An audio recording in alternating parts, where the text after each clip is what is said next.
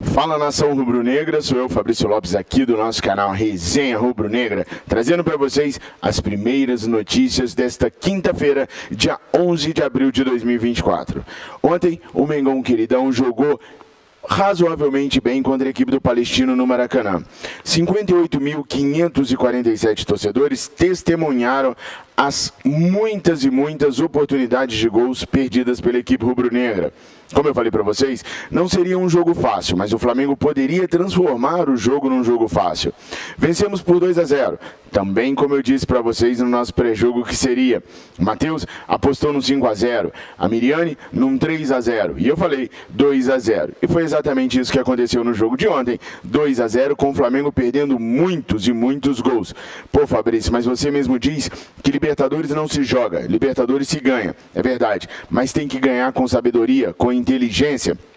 Hoje, por exemplo, nós não temos a mínima chance de liderarmos o ranking da equipe melhor classificada no geral da Libertadores. Aliás, só 3 equipes podem alcançar o topo do ranking geral da competição e ter o privilégio de, a partir das oitavas de final, decidir todos os jogos em casa. Vou falar sobre isso com vocês e o Flamengo não está entre essas 3 equipes por enquanto. Também quero falar da reunião que o Tite vai ter com a diretoria rubro-negra para definir qual competição será a prioridade daqui para frente para o Flamengo vencer. A prioridade até então era o Campeonato Carioca. Vencemos. Agora vai começar Brasileirão, Copa do Brasil e já estamos na segunda rodada da Libertadores da América. O Tite disse que é humanamente impossível jogar todas as competições com o elenco principal. Como será a definição que a diretoria rubro-negra vai passar para o treinador para que ele possa priorizar uma determinada competição?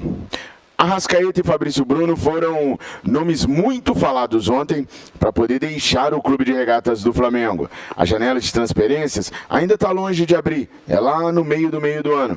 Lá para o dia 14 de julho, mas o mercado ferve, borbulha e muitos nomes do Flamengo são cogitados no continente europeu. 2 deles eu vou tratar com vocês aqui.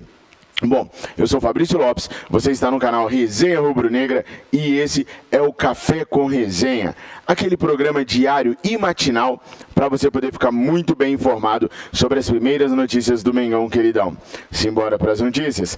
Não esquece de se inscrever aqui no nosso canal, deixar o seu like, compartilhar os nossos vídeos e comentar em todos os vídeos que a gente fizer.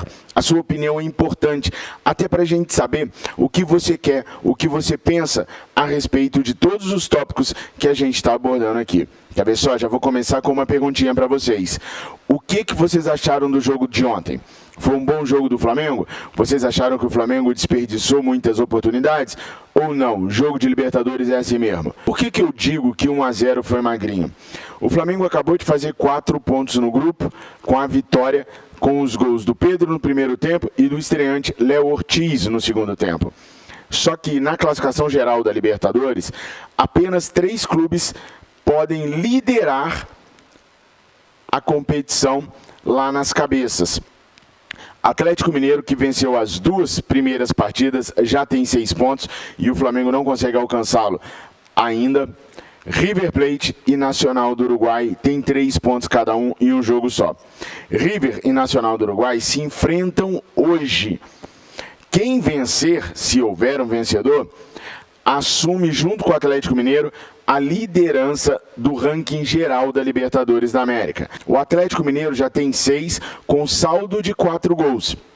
Já River e Nacional têm saldo de 2. Para ultrapassarem o Atlético Mineiro, teriam que vencer e vencer por 3 ou mais gols de diferença. Aí assumiriam a primeira colocação no geral. O Flamengo, desperdiçando tanto de gols que desperdiçou, também achou um problema para si. Com 4 pontos e líder do grupo E, o Flamengo assiste hoje ao jogo entre Bolívar e Milionários. O Bolívar já tem 3 pontos. Se vence o Milionários, o Bolívar faz 6 pontos. E aí é que está o X da questão. Lembra que eu falei que apenas 3 equipes podem ameaçar o Atlético Mineiro? a terceira equipe é justamente o Bolívar. Com saldo de 4 gols, igual o Atlético Mineiro, o Bolívar, se fizer 1-0, faz 6 pontos e fica com 5 de saldo, pulando para a primeira colocação geral na Libertadores da América. Esquecendo a classificação geral, o Bolívar ganhando do Milionários hoje, além de fazer 6 pontos e retomar a liderança do grupo E, jogando o Flamengo para a segunda colocação, ainda amplia o seu saldo de gols em comparação com o Flamengo. E num grupo que promete ser tão embolado como esse grupo E do Flamengo, o saldo de gols faz a diferença. O que vocês acham a respeito disso tudo? Primeiro lugar no geral para o Flamengo é muito difícil de acontecer nessa Libertadores, mas temos que lutar primeiro pela primeira colocação dentro do nosso grupo. Essa é a nossa missão. E agora o Flamengo vai dar um tempo de Libertadores para poder jogar o Campeonato Brasileiro. O Flamengo estreia neste domingo contra a equipe do Atlético Goianiense. E uma das coisas que eu, Matheus e Miriane discutimos muito foi sobre como preparar o time para o jogo contra o Bolívar, que é o próximo desafio do Flamengo lá na altitude, pela Libertadores, tendo 3 dias antes o enfrentamento contra o Palmeiras, lá em São Paulo, e 3 dias depois o clássico contra o Botafogo, lá no Engenhão. Ambos pelo Campeonato Brasileiro. Então a gente vai ter uma sequência de Atlético Goianiense, São Paulo, Palmeiras, Bolívar e Botafogo. Como encaixar o time para jogar? Acontece que nem o Tite sabe o que vai acontecer. O Tite falou ontem na coletiva que vai se reunir com a diretoria rubro-negra para debater o que vai ser prioridade. Segundo o Tite, é humanamente impossível jogar tantas competições importantes sem revezar, sem rodar a equipe, com a equipe jogando quarta e domingo. Então nós teremos, nos próximos dias, uma reunião entre a diretoria e o técnico Tite. Gente, isso é uma afirmação do Tite, tá? Que vai rolar essa reunião para definir qual vai ser a prioridade. Vamos priorizar o Brasileirão? Vamos priorizar a Copa do Brasil? Vamos priorizar a Libertadores da América? Olha, colocando em valores, porque eu sei que desportivamente a gente quer ganhar tudo, mas colocando em valores. O Campeonato Brasileiro paga ao seu campeão estourando 45 milhões de reais. A Libertadores chega próximo dos 200 milhões de reais em premiação. E a Copa do Brasil, 96 a 100 milhões de reais em premiações. Então eu vou passar a peteca para vocês.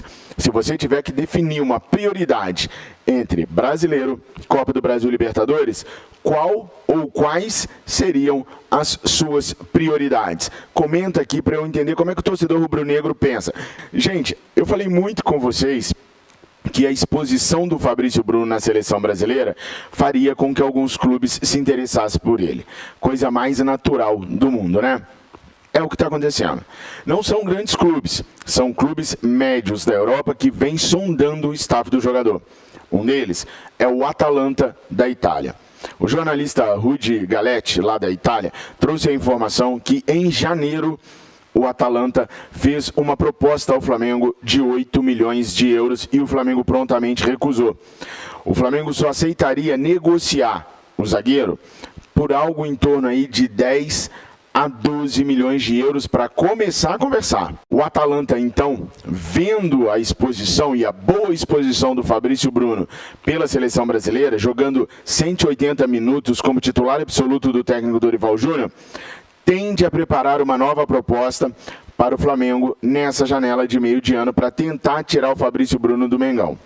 O staff do Fabrício Bruno confirma a informação do jornalista italiano pelo que eu apurei, mas aguarda propostas de outros clubes também.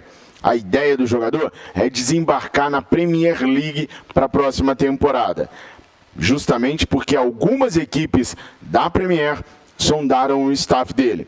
E os valores ficam ali realmente entre 8 e 12 milhões de euros. Vocês acham que esses valores são os valores ideais para se negociar um atleta como o Fabrício Bruno? Tem que comentar para a gente poder debater, para a gente poder saber qual é a sua ideia para com o Fabrício Bruno. Sobre o Arrascaeta, eu dei maiores detalhes sobre o atleta e a possibilidade dele parar no Cruz Azul do México no vídeo que eu lancei ontem lá no Live Mengo TV. Eu vou deixar o vídeo aparecendo bem aqui em cima para você poder terminar esse e assistir o vídeo, beleza? Aí você vai ver os detalhes. O que eu posso falar de Arrascaeta para vocês é que a partir de agora o Flamengo vai viver um inferno com relação a ele.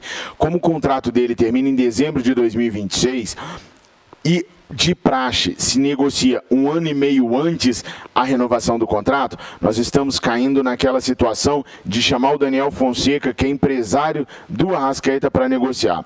E o Daniel Fonseca, ele pega pesadíssimo nas renovações de contrato do Arrascaeta. Ele é barra pesada mesmo, é um dos empresários mais difíceis de se negociar na América do Sul.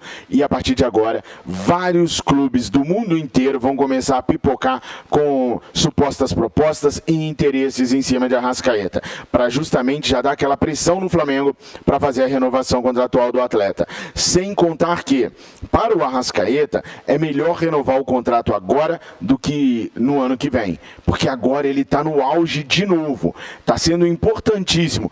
Plasticamente, cada jogada do Arrascaeta tem sido uma mais linda do que a outra. Na função que ele exerce na equipe rubro-negra, ele mudou o jeito de agir. Agora ele corre mais, ele se empenha mais, ele marca mais, ele é muito mais útil para a equipe do que jamais fora. Então, o momento de renovação do Arrascaeta é agora. É este. Ele vai se valorizar bastante se renovar o contrato agora. E é justamente isso que o Daniel Fonseca quer. Abrir as negociações ainda em 2024 para a renovação de contrato com a Arrascaeta. E aí, gente, vai ser um time atrás do outro interessado na Arrascaeta. Então já sabe, terminando aqui, dá um pulinho lá para vocês assistirem o vídeo que eu postei ontem no Live Mengo TV, falando sobre as intenções do Cruz Azul e como eles pretendem contratar o Arrascaeta. Agora, o que você não pode dar mole é com a falta de dinheiro. Tá sem dinheiro? Irmão, você tem um dinheiro retido que você pode pegar lá, o seu FGTS. E para isso, eu recomendo a Mais Ágil. A Mais Ágil é uma empresa especializada na antecipação do seu FGTS e vai te ajudar a conseguir essa grana para que você possa se livrar desse problema financeiro que você esteja enfrentando, ou até mesmo para poder realizar aquela viagem, comprar aquele carro, reformar sua casa, enfim, para aquilo que você quiser fazer, porque a grana é tua, é só usar a Mais Ágil para te ajudar a pegá-la para si. A Mais Ágil está com link e telefones novos, é importante prestar atenção nisso. Se você já trabalhava com a Mais Ágil antes, agora o número e o link são diferentes, vocês estão vendo aí na telinha. Clica no link que está aqui na descrição do vídeo e também no comentário fixado e comece hoje mesmo a conversar com um dos atendentes da Mais Ágil. A Mais Ágil, eu confio, por isso eu recomendo. Nação, Carlinhos pode estrear. Quem sabe o Carlinhos estreia feito o Léo Ortiz, fazendo gol. É isso que a nação rubro-negra quer. O Flamengo tem mais 9 dias para tentar contratar alguém no mercado interno que jogou os estaduais. O Tite cansa de falar e a gente cansa de constatar que precisamos de um ponta-direita. A ideia do treinador rubro-negro é o TT. Só que o Benfica está tentando o TT, porque o Di Maria deve sair. O Flamengo poderia tentar o Di Maria, mas o Flamengo pensa que, se não for o TT, será o Mauricinho o alvo do Flamengo. Vocês gostam do Mauricinho, do Internacional? Particularmente, eu acho ele meia bomba. Não acho ele isso tudo, não. Acho que a gente vai ter um Luiz Araújo e um Luiz Araújo 2.0 com a chegada do Mauricinho. E não sei falar para vocês qual que é o 1.0 e qual que é o 2.0. Porque o Mauricinho nunca conseguiu ser titular no Cruzeiro, muito menos no Internacional de Porto Alegre. Oscila titularidade com a reserva. Não acho que é aquele nome para resolver o problema do Tite. E vocês, o que vocês pensam sobre isso? TT, Di Maria ou Mauricinho? Coloquem aí nos comentários. Tamo juntos. Esse foi o nosso Café com Resenha. Fiquem com Deus. Eu amo vocês. Saudações rubro-negras.